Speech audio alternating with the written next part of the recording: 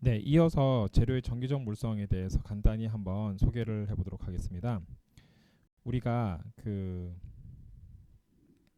기계적 물성의 경우에는 외부에서 변형을 주었을 때, 그러니까 힘을 주었을 때, 외부에서 힘을 주었을 때 얘네가 변형이 어떻게 일어나고 그 변형에 의해서 얘네가 파괴가 어떻게 일어나는지를 보았던 것이, 그리고 뭐 그게 상황별, 뭐 온도별로 뭐 어떻게 파괴의 거동별로 어떻게 일어났는지를 본 것이 재료의 기계적 물성이다라고 한다면은, 재료의 정기적 물성은 쉽게 말해서 외부에서 전기장을 가해 주었을 때 얘네가 어떠한 특징을 보이는가를 나타내는 것이 재료의 정기적 물성이다. 그렇기 때문에 기본적으로 얘네가 가만히 있을 때가 아니라 외부에서 어떤 일렉트릭 필드를 가해 줬을 때 그 안에 들어가 있던 자유전자들이 어떻게 움직이는지, 그 거동에 의해서 물성이 어떻게 나타나는지를 알아보는 것이 재료의 정기적 물성이다고 이해를 하시면 되겠습니다. 자, 우리가 가장 기본적으로 이해해야 되는 오메 법칙, 이것은 너무나 여러분들이 중학교 때부터 배워온 오메 법칙이죠. 그래서 우리가 전압의 경우에는, 여기서 나타난 전압의 경우에는 전류와 저항의 곱에 비례한다. 그래서 얘네들을 다르게 나타냈을 경우에는 이 전류 밀도는 다음과 같은 전도도, 그 다음에 일렉트릭 필드의 곱으로 나타낸다라고 이야기를 할 수가 있겠죠. 자, 그래서 여기서 나타내는 지금 L분의 V를 일렉트릭 필드 포텐셜이라고 해서 우리가 전류 밀도를 결국에는 시그마 퍼센트로 우리가 나타낼 수도 있겠다. 그래서 결국에는 우리가 전류 밀도는 뭐에 비례한다? 전도도에 비례한다라고 이야기를 할 수가 있겠죠.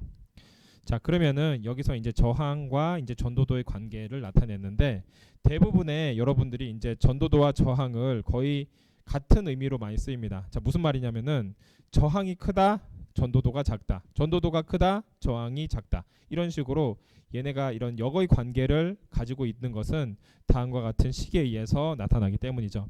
전도도의 경우는 저항의 역수로 얘네들이 나타나기 때문에 다음과 같이 이런 전도도는 전도도와 저항을 나타내는 이야기는 같은 이야기다라고 이야기를 할 수가 있겠죠. 그렇다면은 여기서 우리가 저항의 경우에, 레지스티비티의 경우에는 전류 흐름 길이와 그 다음에 전류 흐름의 단면적 길이에 반비례하고 전류 흐름 단면적에 비례한다라고 이야기를 할 수가 있습니다. 자, 그래서 반대로 이야기하면은 전도도는 전류 흐름 통로 길이에 비례하고 전류 흐름 단면적에 반비례한다고도 이야기를 할 수가 있게 되겠습니다. 자, 어쨌든 포인트는 뭐냐면은 얘네들을 이런 식으로 이제 표현을 할 때 저항과 전도도는 역의 관계에 있다라고 이야기를 할 수가 있겠고요. 일렉트릭 필드의 경우에는 얘네들이 단위 면적당 통과한 전류량으로 우리가 알 수가 있게 되겠다. 자, 전도도를 이제 우리가 표현을 할 때 우리가 많은 재료를 이제 우리가 다루죠. 자, 많은 재료를 다루는데 크게 여러분이 잘 아는 것처럼 전도체, 그러니까 도체, 그 다음에 반도체, 보도체, 요 세 가지로 우리가 나눌 수 있어요. 여기서 우리가 좀 굉장히 사람들마다 약간은 좀 의견을 달리하는 게 뭐가 있냐면은 전도도가 있다 없다라는 부분이에요. 전도도가 있다 없다. 있다 없다. 자, 여러분이 생각하기에 부도체는 전도도가 있습니까 없습니까? 전도도가 없으니까 부도체라고 표현을 하는데, 사실 여기서 나타난 것처럼 우리가 여기 이제 고분자나 이러한 세라믹 이런 애들은 부도체죠. 컨덕터가 아니에요. 그래서 여기서 나타나는 컨덕턴스를 비교를 했을 때, 컨덕티비티를 비교했을 때 얘네들이 굉장히 낮아요.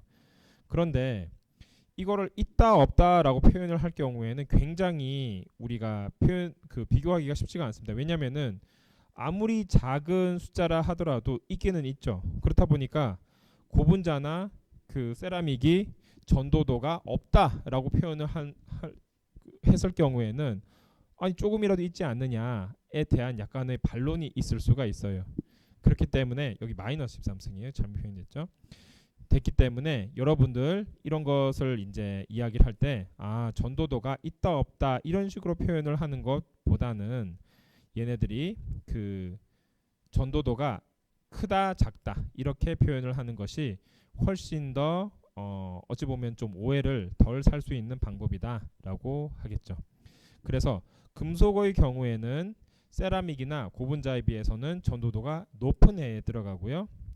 반도체의 경우에는 금속에 비해서는 전도도가 낮지만은 세라믹이나 고분자에 비해서는 전도도가 높은 애들에 들어가고, 세라믹이나 고분자의 경우에는 전도도가 있다 없다 이렇게 표현하는 것보다는 금속이나 반도체에 비해서 굉장히 전도도가 낮다라고 표현하는 것이 어찌 보면 좀 더 합리적인 표현이다라고 이야기를 할 수가 있겠습니다.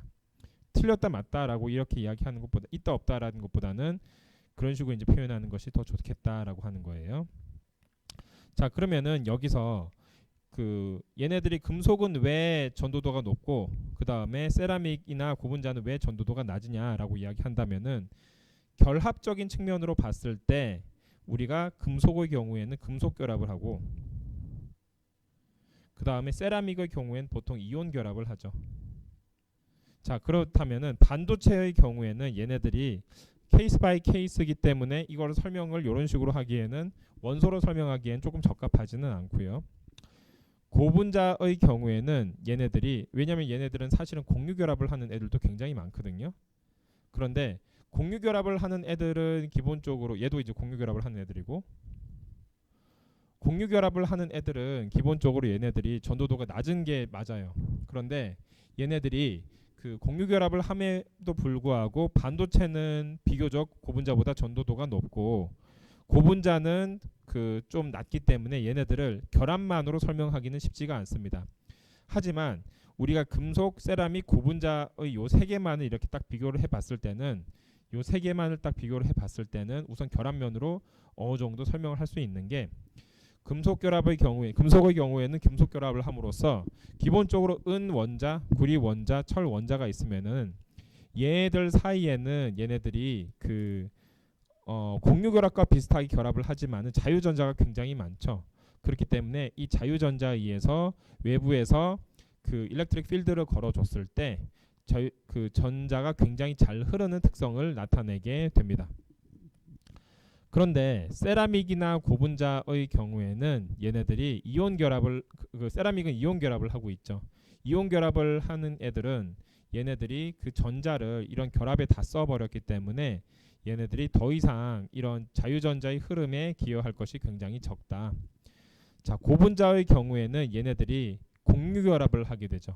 그러다 보니까 얘네들이 그 공유결합도 마찬가지로 각 일종의 이제 상부상조와 비슷합니다. 그래서 얘네들 서로가 전자를 내어 놓아서 이제 전자를 공유함에 의해서 결합을 이루는 것이 공유결합이 되겠습니다. 자, 그리고 이런 것과 또 비슷하게 사실 실리콘이나 절메늄 이런 애들은 공유결합을 하고 있는 것은 맞는데 얘네들이 조금 특성이 약간 완전히 이제 그 금속도 아니고 또 완전 그 금속이 아닌 그 비금속도 아닌 약간 좀 그 중간적인 특성을 가지고 있기 때문에 이런 공유결합이냐 이온결합이냐 금속결합이냐 이러한 특성만으로는 설명하기가 쉽지 않다라고 이야기를 할 수가 있겠습니다.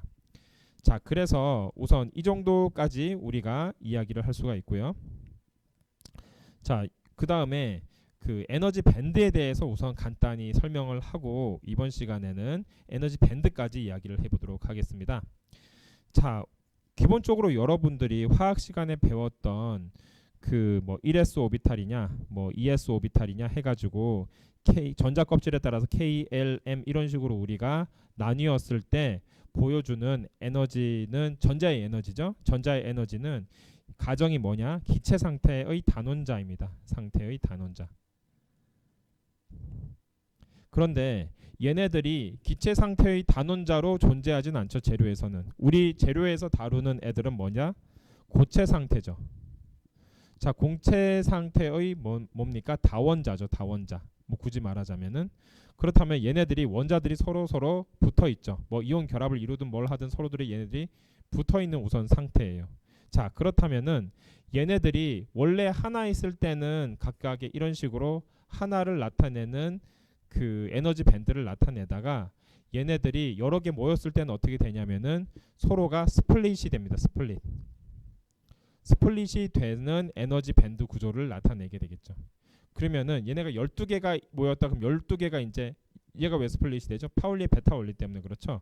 그럼 얘네가 스플릿이 되면 얘네들 이런 식으로 12개로 갈라지게 될 것이고 요거 마찬가지로 2S에서 이렇게 12개가 갈라지게 되겠죠. 그런데 얘네들이 어떻게 됩니까?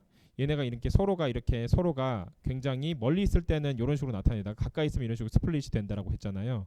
근데 이런 애들이 엄청 많아졌다고 생각한다면은 얘네들이 어떻게 됩니까? 촘촘해지겠죠. 얘네들이 이런 식으로 촘촘해지겠죠. 그게 뭐다? 밴드다라고 이야기할 수 있죠. 엄청나게 많은 애들이 모여서 나타낸 것을 우리가 에너지 밴드 구조다라고 이야기를 할 수 있겠죠. 그게 뭡니까? 오른쪽에 나타낸 다음과 같은 것이에요. 자, 그렇다면은 이 에너지 밴드의 경우에는 얘네들이 여러분이 잘 아는 것처럼 다음과 같은 이런 레너드 존스 포텐셜을 나타내서 여기에서 그 일종의 이퀄리브리움이 형성이 됩니다. 가장 에너지가 낮은 점에서. 그러면은 얘네들이 점점 가까이지면은 이런 식으로 굉장히 커지지만은 그렇게까지 나타나지 않고 이런 특정 여기에서 얘네가 그 균형점을 이루는 점에서 딱 요거를 잘랐을 때 요렇게 해가지고 우리가 그 에너지 밴드를 나타내게 되죠. 이것을 우리가 뭐라고 그런다? 전자 에너지 밴드 구조다라고 이야기를 할 수가 있겠죠. 예. 이게 이제 여러분이 기체 상태에서의 단원자에서는 그렇지가 않은데 얘네들이 고체 상태의 재료가 되면서 나타나는 현상이 되는 게 바로 전자 에너지 밴드 구조가 되겠습니다.